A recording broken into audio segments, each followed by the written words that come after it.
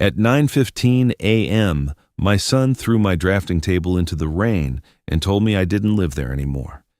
He did it in front of the delivery drivers. Mrs. Caldwell from next door stood on her driveway watching silently as my drafting table soaked in the rain. Mrs. Caldwell didn't wave that morning. She just stared at me like she was watching a funeral. The sight of her pity was the first time I felt the structural failure of my family. He did it after I spent 40 years building the estate he was trying to steal.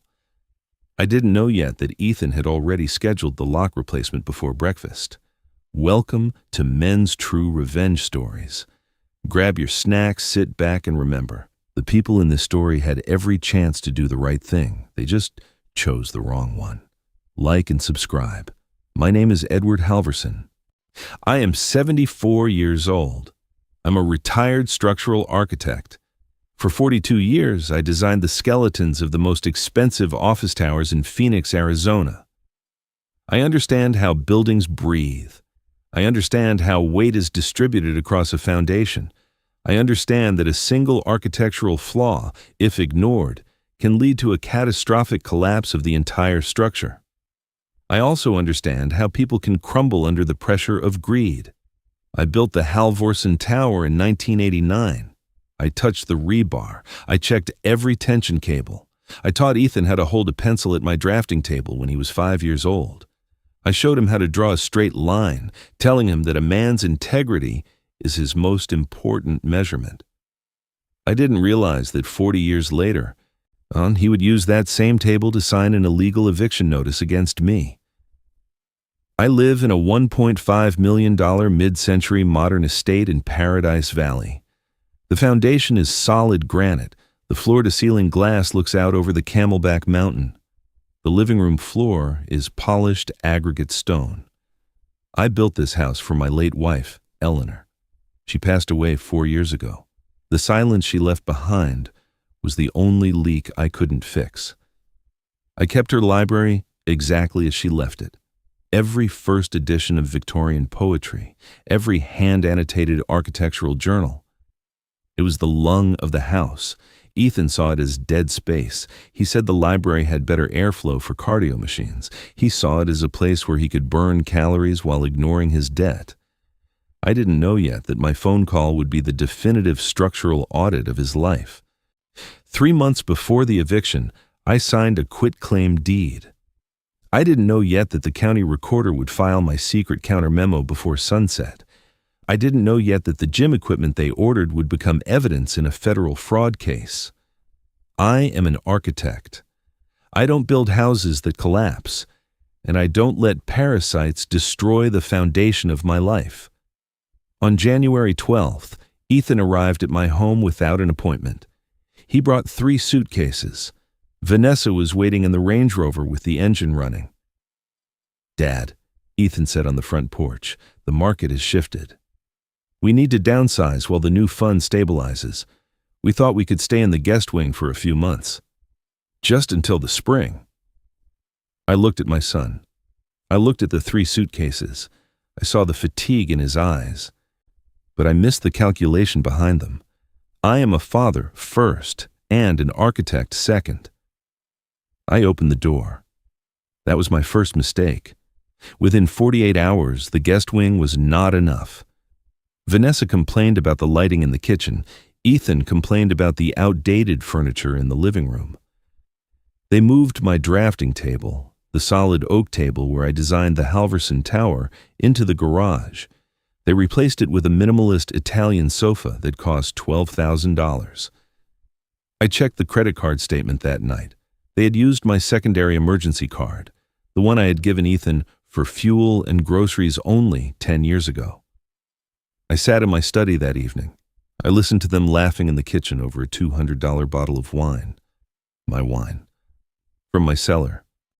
"He won't notice the change," Vanessa whispered. "He's getting forgetful, Ethan. We're doing him a favor by taking over." I wasn't getting forgetful. I was getting quiet. And a quiet architect is a dangerous man, and I knew exactly what a structural engineer does when he finds a termite in his foundation. He doesn't shout. He buys poison. That night, I began a second ledger. A secret audit of every unauthorized expenditure, every $12 boutique coffee, every $400 salon treatment Vanessa charged, every late-night car payment Ethan skimmed from my secondary account. I was building a paper trail that went as deep as the Halvorsen Tower.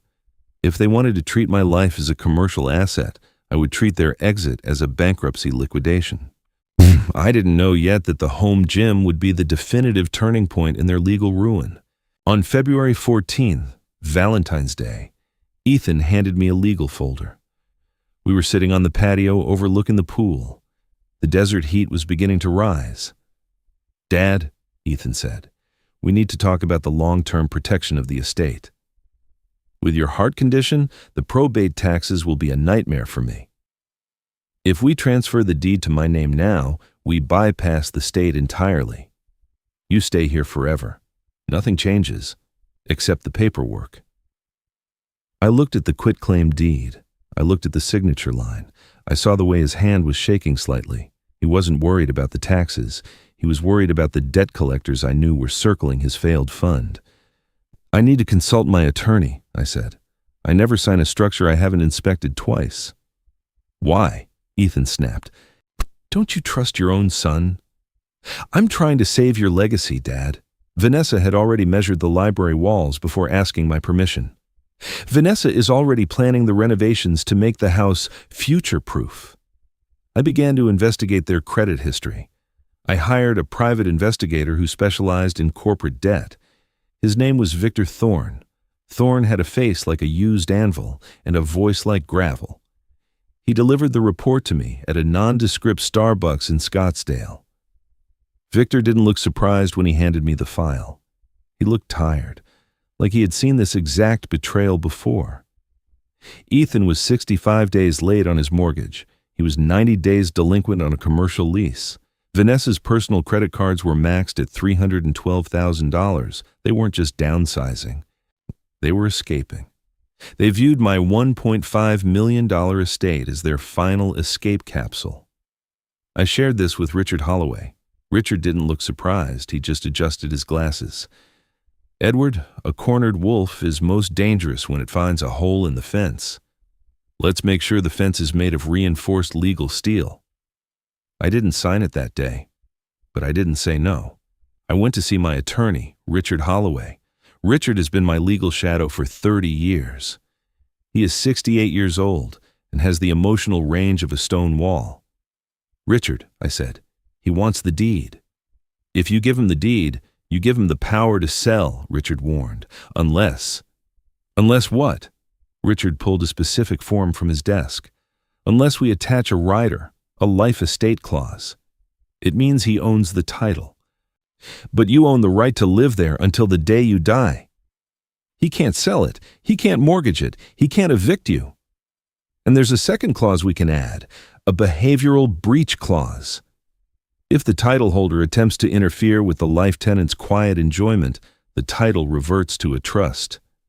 "Draft it," I said, "but keep the rider as a separate filing at the county recorder.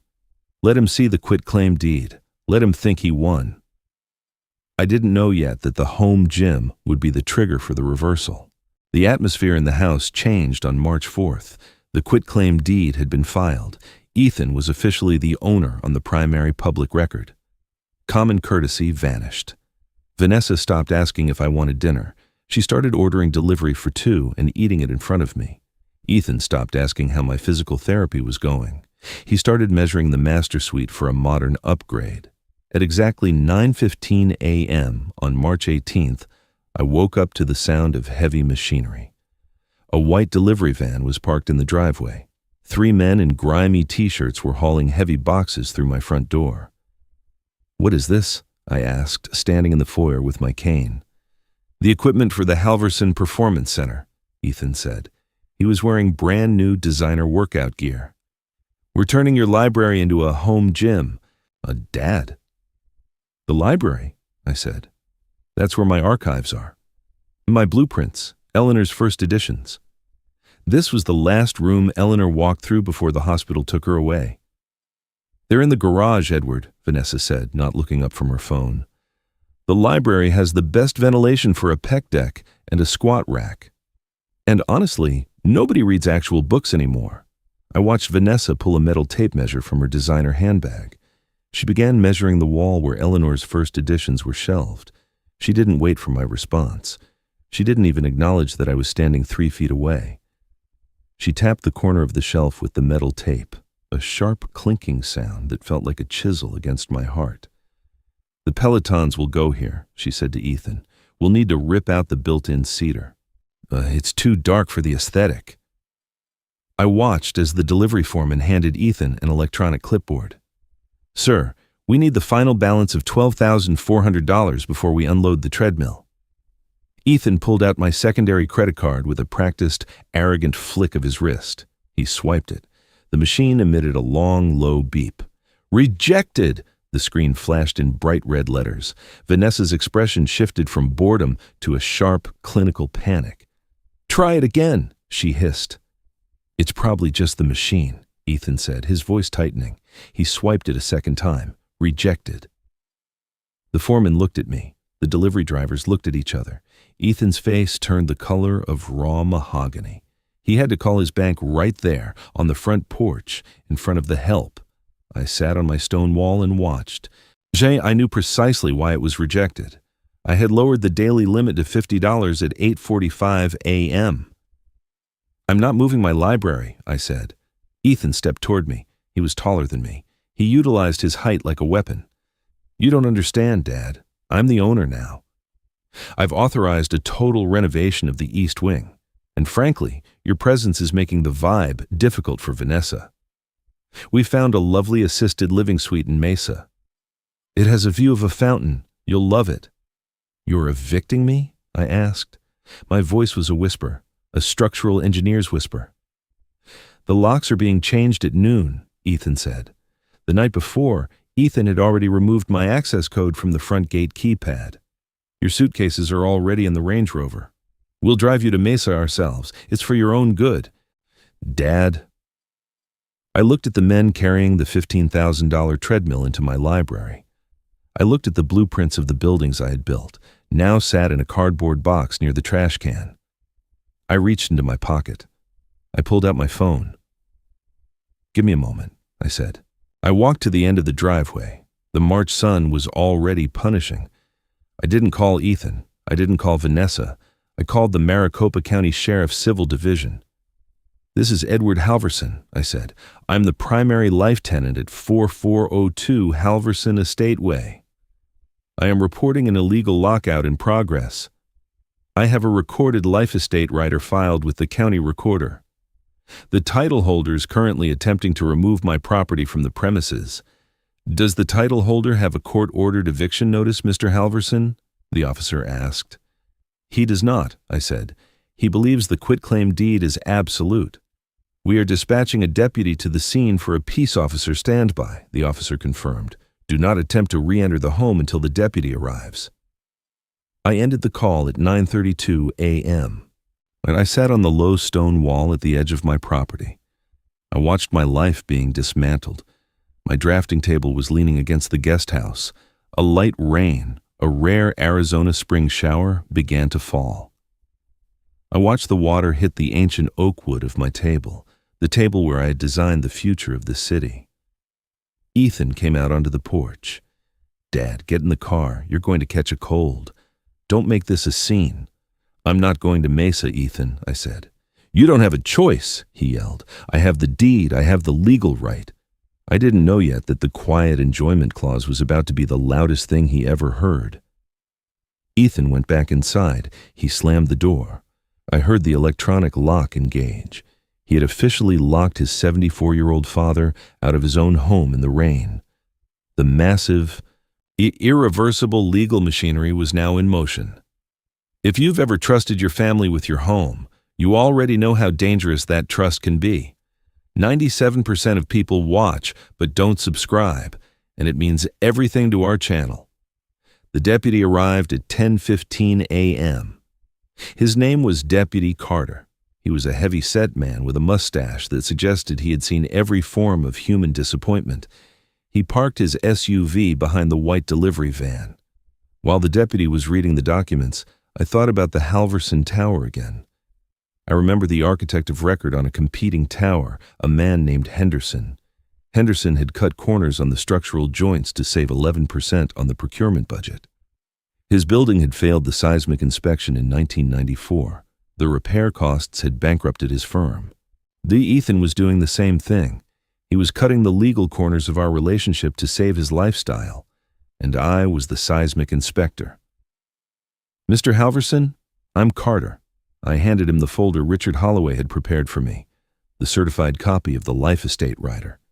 The behavioral breach clause, highlighted in yellow, the $1.5 million valuation of the property. Carter read the documents. He looked at the drafting table in the rain. He looked at the boxes labeled gym equipment. "He's the owner of the title, but you're the owner of the right," Carter said. "He can't touch a single chair in that house without your permission." At that moment, Ethan opened the front door.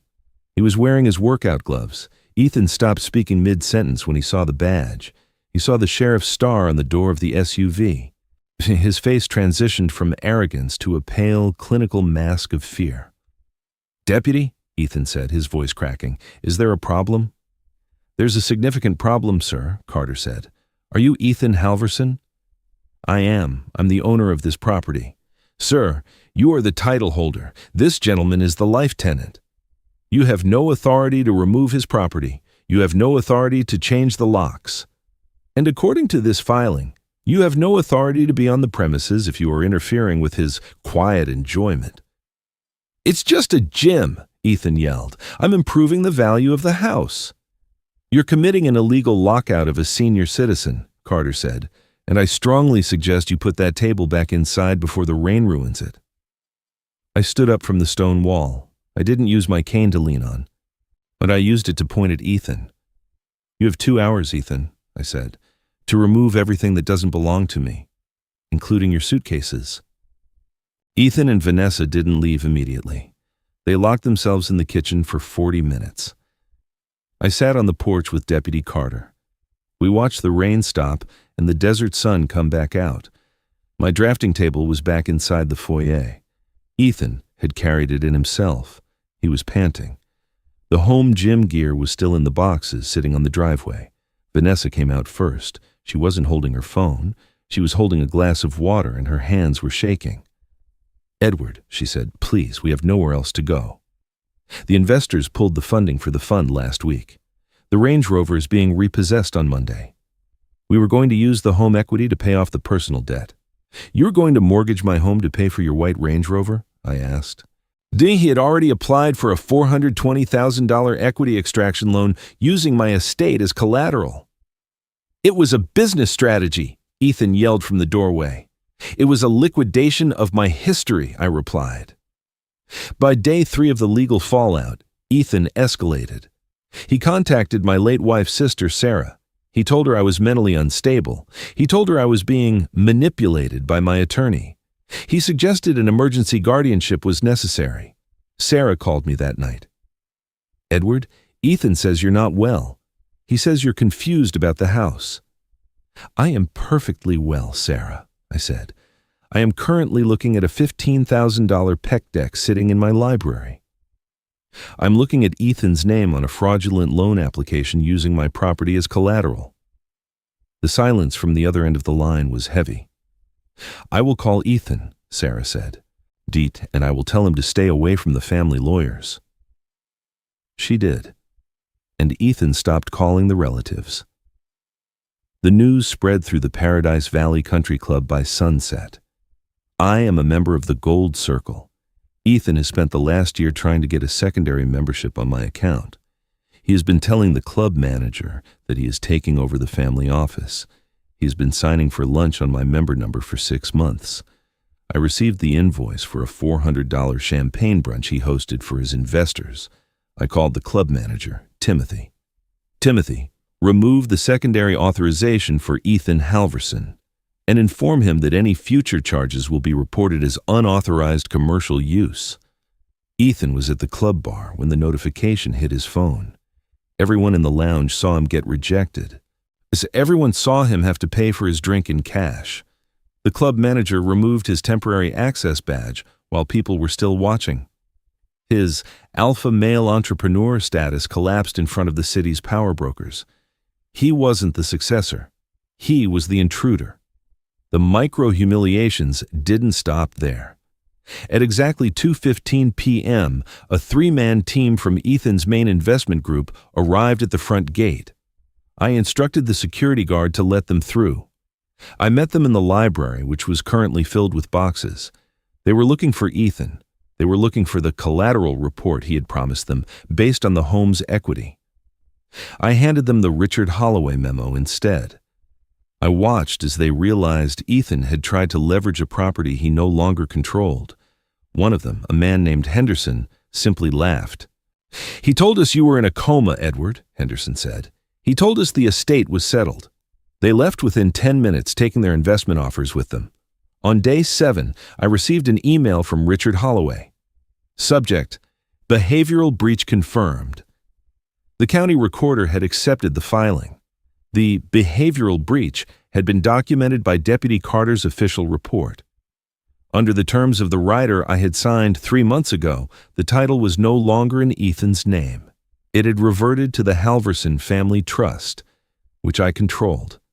And Ethan was now officially a trespasser. That evening I received a text from Ethan. "Father, we are broken. We will speak properly on Monday." I replied with 2 words. "I'll be home." That was all. Then's.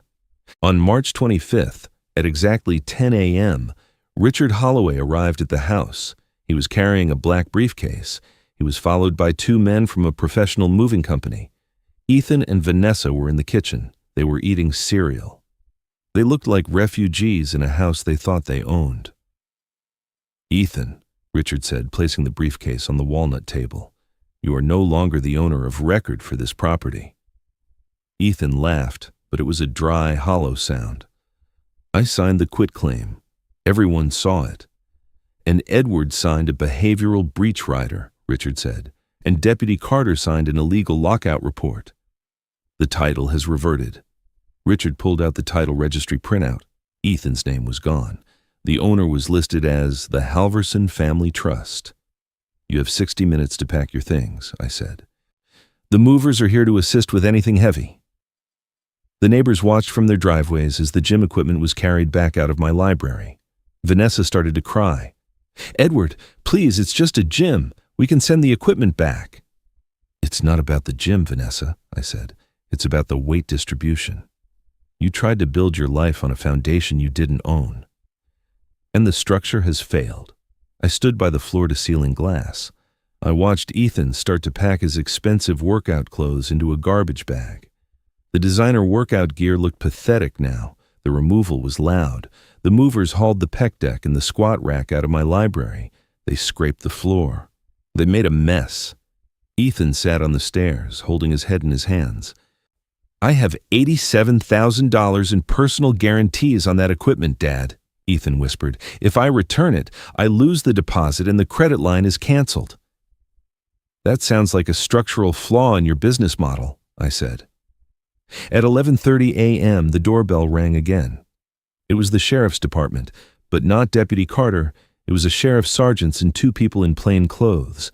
Ethan stood up. "What now?" "Mr. Ethan Halvorsen?" the sergeant asked. "We have a warrant for your arrest. Grand theft, senior exploitation, and bank fraud involving a forged home equity application." Ethan froze. He didn't move for 10 seconds. The high-end architect's son persona vanished. What was left was a frightened child in an expensive house. "The gym equipment was the down payment," the sergeant said. "You used your father's redirected pension funds to buy it." I looked at Ethan. I hadn't known about the pension fraud. Richard had found it that morning. "You tried to bury me quietly," I said, "so I buried your future first." They handcuffed him in my library. They handcuffed him in the same room where he planned my eviction. I watched.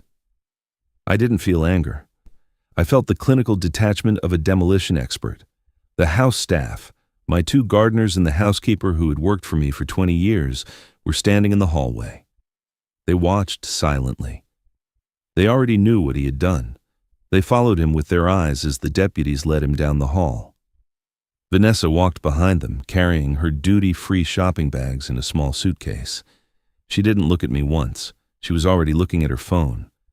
Probably looking for a new investor to bail her out. The front door closed at 12:45 p.m. The rain had completely cleared. The desert air was crisp and smelled of sage. I walked through my library. It was empty. The pec deck was gone. The squat rack was gone. The movers were bringing my archives back in from the garage. I found my drafting table. I ran my hand over the oak surface. The water from the rain had left a slight mark, but the wood was solid. It belonged here. I contacted Richard one last time. File the permanent restraining order, Richard, and freeze the remainder of the tuition contributions for the boys. They can apply for them when they reach age 25, if they prove they have jobs. Understood, Edward, Richard said. The house is yours, permanently.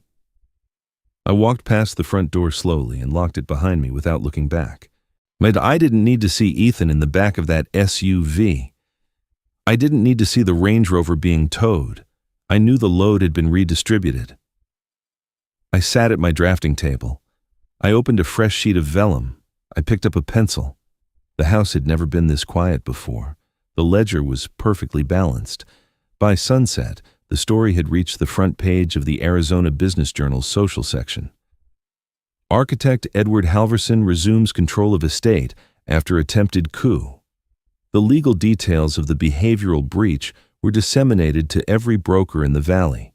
Ethan's tech investors, already nervous, pulled their remaining lines of credit within 48 hours. His reputation in the valley was not just damaged, it was excavated. He was officially the son who tried to evict his 74-year-old father for a squat rack. That is a label you don't wash off in a desert like Scottsdale. The story became a cautionary tale in the architectural community. Halvorsen's Law, they started calling it. The law that says the foundation must always outlast the parasites. I found a small green glass shard in the side garden yesterday. It was a piece of the sparkling cider bottle Eleanor and I broke 35 years ago. I held it in my palm. It was smooth, polished by the Arizona wind and the shifting sands. It was a fragment of a memory Ethan had tried to pave over with industrial rubber flooring. I didn't throw it away. I placed it on my drafting table. A reminder that real structures are built on moments, not just materials. I heard from Sarah that Vanessa had moved in with her sister in Glendale. The white Range Rover had been repossessed at 10:15 a.m. on Tuesday, right in front of the local juice bar where she used to post her morning selfies. The humiliation was documented by at least 3 people who recognized her. She had built her image on a foundation of my credit, and when I pulled the support beams, her social standing went into a free fall. She is no longer lifestyle Vanessa. She is the woman who helps her sister with the laundry in a 2-bedroom apartment near the freeway. The vellum of her life has been torn. Ethan is currently awaiting his first hearing in the Maricopa County Superior Court. The sheriff's office has a very long memory for senior exploitation cases. The lead prosecutor has already requested the maximum sentencing. Apparently, the combination of architect emeritus and greedy tech son makes for an excellent court narrative. Richard Holloway is providing every document, every forged signature, every unauthorized credit draw. I am an engineer. I'm providing the blueprints for his conviction. I am documenting the failure points. I am ensuring the structure of his defense is as hollow as the fund he tried to build. I walked to the floor-to-ceiling glass one last time before bed. The desert moon was high and cold. The Camelback Mountain was a dark silhouette against the sky. The house felt solid under my feet. The foundation had held. A house built on truth doesn't collapse when tested. The Halvorsen estate was once again a sanctuary. Join our community for more unfiltered family stories.